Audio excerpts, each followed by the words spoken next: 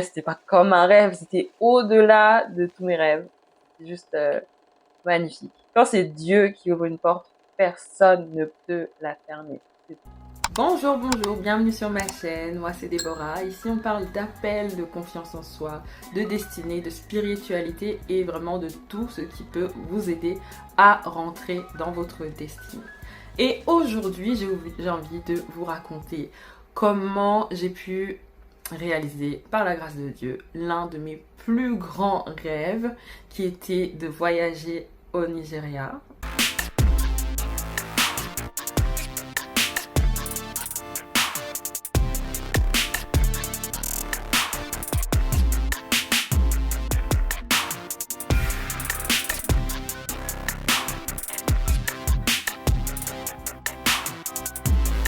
Entre autres. Et comment le Seigneur a permis ça? Alors, tout a commencé, c'est la bonne question, je ne saurais même pas comment dire, tout a commencé. Il faut savoir que toutes les personnes qui me connaissent un minimum savent que je ne sais pas d'où ça vient, mais j'ai un genre d'obsession pour le Nigeria. J'ai toujours dit qu'un jour j'irai au Nigeria. J'ai toujours tellement parlé du Nigeria. Quand j'ai annoncé que je partais enfin, que j'allais enfin explorer le pays, la plupart des gens m'ont dit « Ah bah, depuis le temps que tu nous en parles, il était temps !» Et personne n'était surpris en fait. Et même les personnes qui avaient peur que j'y aille, en tant que femme, plus ou moins seule, là, ils étaient totalement rassurés, ils étaient en mode « Bon, depuis le temps que tu nous en parles, vas-y, va voir ce qu'il y a là-bas pour toi, et après, on verra. » Donc, je vais commencer par le 31 décembre 2023, donc le dernier jour de l'année dernière. Ce qui s'est passé, c'est que dans mon église, on a l'habitude d'établir une fiche de vœux et de déposer une offrande. Parenthèse, ceci n'est pas un débat sur les offrandes, pas les offrandes, les arnaques dans les églises, etc. C'est pas du tout la question. Chacun se gère. Moi, j'ai décidé de faire cette offrande et d'avoir la foi dans ce que les vœux que j'avais faits au Seigneur et les choses que j'avais demandées au Seigneur en les scellant par cette offrande allaient être réalisées pour cette année.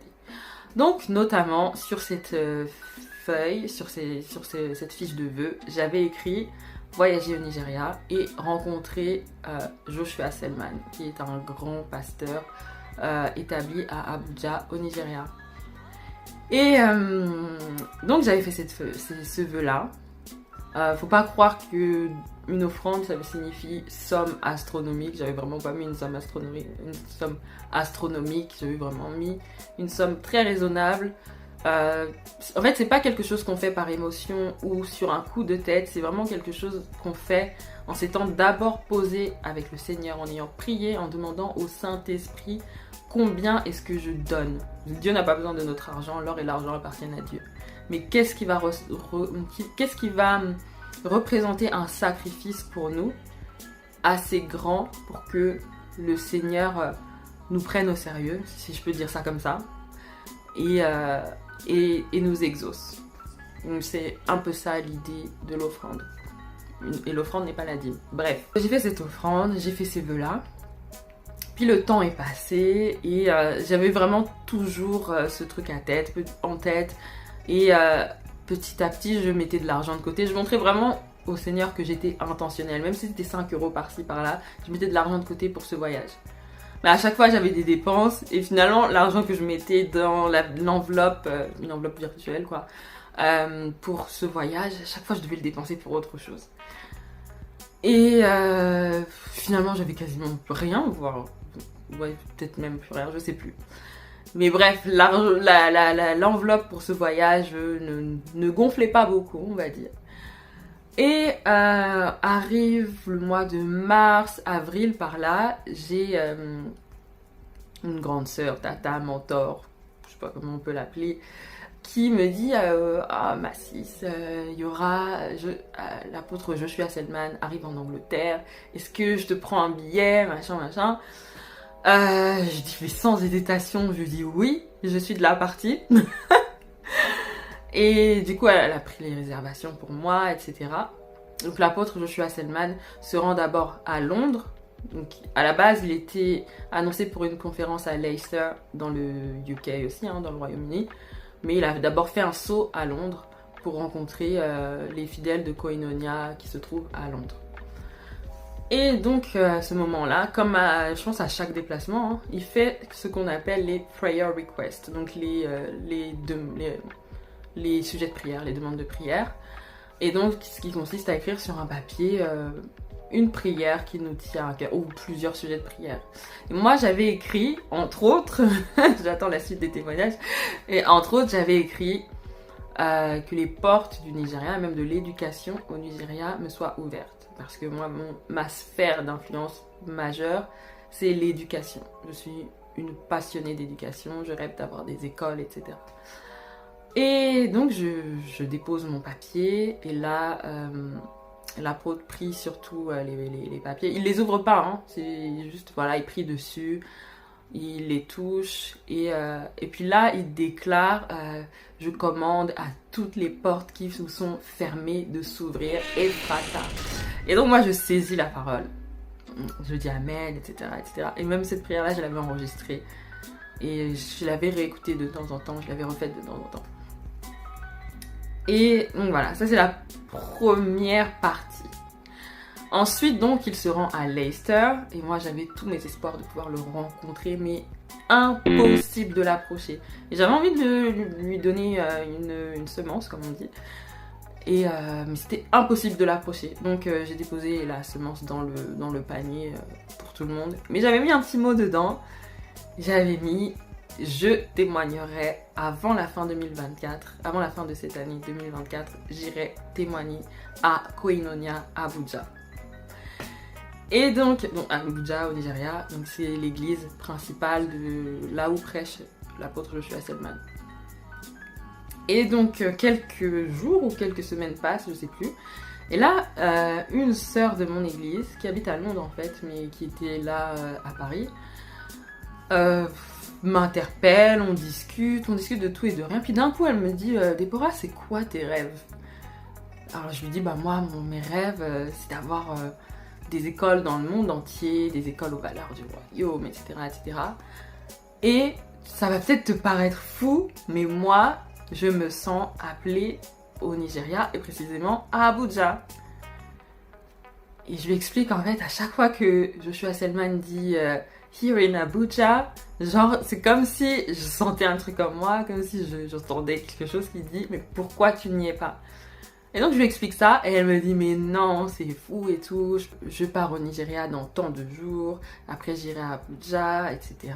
Est-ce que ça t'intéresse? Ça se trouve tu peux faire vite et venir m'accompagner, venir avec moi, machin machin. Puis là c'était vraiment trop short, donc je lui dis ouais bon là franchement là je peux pas te suivre. Mais ce qui s'est fait c'est que j'ai commencé à donner des cours, donc elle a une structure comme moi en fait, de cours d'anglais en France, dans la francophonie, mais elle a également un autre côté de sa structure qui donne pour donner des cours de français, notamment au Nigeria, qui se font la plupart du temps en ligne. Donc j'ai commencé à donner des cours à travers la structure de cette sœur-là, des cours de français dans des écoles au Nigeria et à des particuliers au Nigeria. Le temps passe, je donne les cours de français, je commence à collaborer avec la sœur en question. Et là, il se trouve que c'est vraiment un instant confession, parce qu'il y a quasiment personne qui est au courant de ça. Donc je commence à me rapprocher d'un frère et on commence à cheminer ensemble. Alors là, les doutes s'installent, mais la prière que je fais au Seigneur, c'est Seigneur, si ce cheminement marche, ça veut dire que le Nigeria, t'étais pas dedans. T'étais pas dedans, la porte est fermée, c'était pas toi. Donc je chemine avec le frère, ça se passe plutôt bien, la relation avance, etc. Et du coup, par rapport au Nigeria, tout ça, je commençais vraiment à avoir de gros doutes. Je me disais, bon, bah, peut-être que j'avais déliré, peut-être que c'est juste une obsession charnelle, on va dire, mais que j'ai rien à faire là-bas. Et la sœur, elle arrêtait pas de me relancer. Et franchement, et je donnais pas suite, en fait. Et là, commence à avoir de l'eau dans le gaz dans la relation, dans le cheminement en question. Et bon, mais je pensais plus du tout au Nigeria. Même si la sœur continuait à me relancer, je me disais, ouais, bon, bah, en fait, je savais plus trop quoi penser. Mais moi, toujours, la prière que je fais au Seigneur, c'est, Seigneur, si c'est pas toi, ferme la porte. Si c'est toi, ouvre la porte. Et donc là, la sœur m'attrape encore cette fois physiquement. Elle était de retour à Paris pour une conférence. Et franchement, je l'esquivais un peu. J'avoue, je l'ai évité un peu. Et là, elle me dit, Déborah, je pars au Nigeria demain. Dans 2 ou 3 semaines, je suis à Abuja. Qu'est-ce que tu fais? Qu'est-ce que tu fais? Là, faut que tu prennes une décision. Tu décides quoi? On fait quoi? Voilà ce que je te propose. Il va se passer ci, ça, ça. Et elle me parle du plan initial. Ça, c'était le plan initial. Mais Dieu avait de beaucoup plus grands projets que ça. Et donc, elle me parle du plan initial. Ça me chauffe et tout. Je me dis, bon, la relation bat de l'aile. Faut que j'aille au Nigeria. Et donc, le soir, mais avant ça, j'avais quand même déjà prévu. Je m'étais déjà dit, bon, ce cheminement-là, a priori, il va nulle part. Il faut l'arrêter. Et donc, le soir, j'appelle le frère en question. Je vois s'il y a moyen de moyenner, s'il y a moyen de rabibocher, de faire les choses bien. Puis au bout d'un moment, je lui dis, écoute, moi, j'ai des opportunités qui s'offrent à moi, j'ai des portes qui s'ouvrent, etc. Soit toi et moi, on fait les choses bien, on travaille et on fait en sorte que la relation fonctionne, soit bah moi, je vais saisir les opportunités. Et il me dit, et c'est pour ça que je me permets d'en parler dans la vidéo, il me dit, ah, moi, je suis ton frère, je serais heureux pour toi, si t'es heureuse, moi, je serais heureux pour toi. Donc, entre autres parties de la discussion que je vous épargnerai franchement, bref, à la fin, on décide d'arrêter. Bon, j'ai pas envie de dire je décide d'arrêter parce que en vrai, même si c'est moi qui ai explicité les choses, mais voilà, c'était un commun accord, on décide d'arrêter. Et là, je commence à entamer les démarches pour le Nigeria et tout. Tout était aligné, les finances étaient là. J'avais eu une mission en tant qu'interprète quelques jours avant qui m'avait rapporté un bon petit pactole.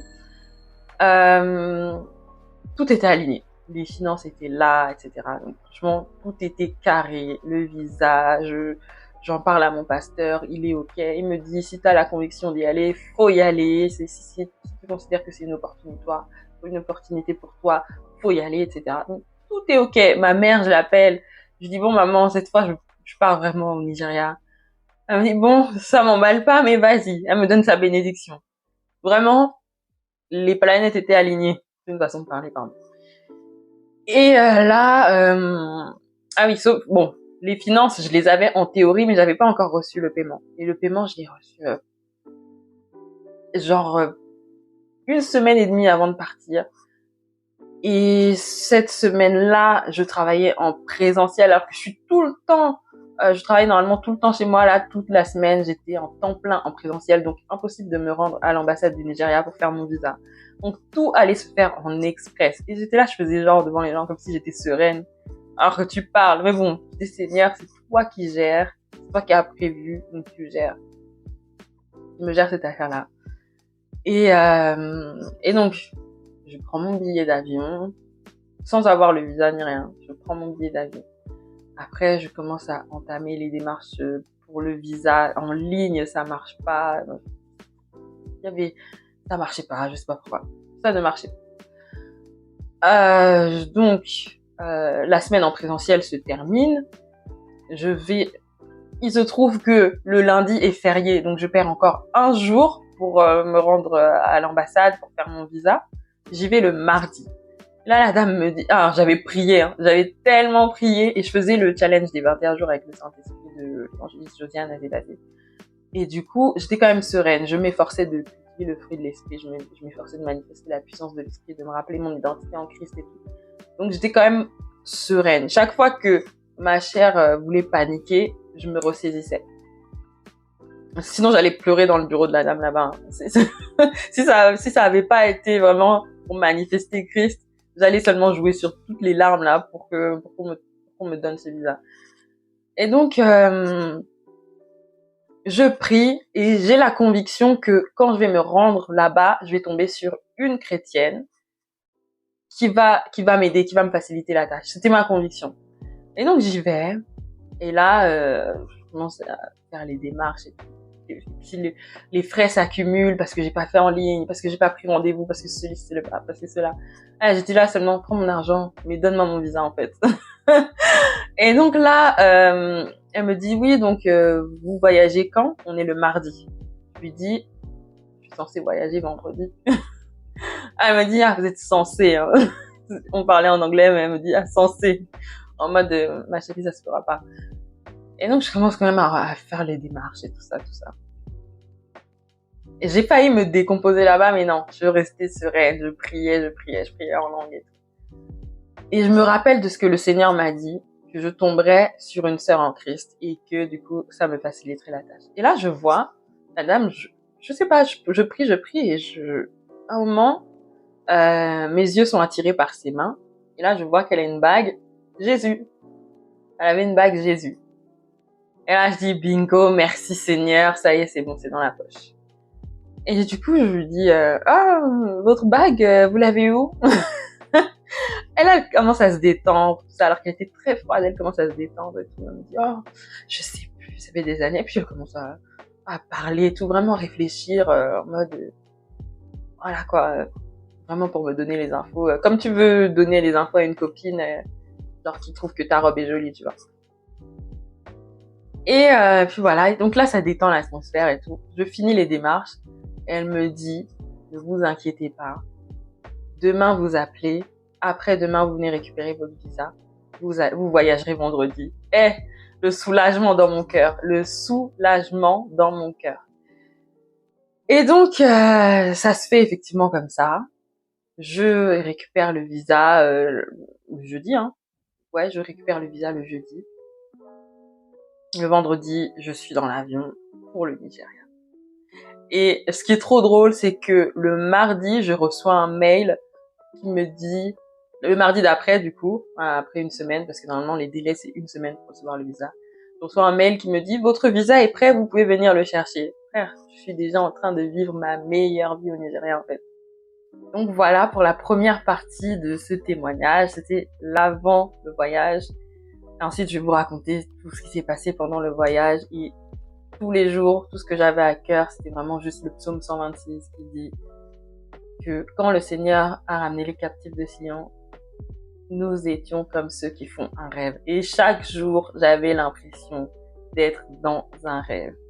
Et je me suis rappelé toutes les prières, tous les instants prophétiques où mon pasteur, l'apôtre Ivan, et le père spirituel, l'apôtre Ivan, disait ce sera comme un rêve, ce sera comme un rêve, ce sera comme un rêve.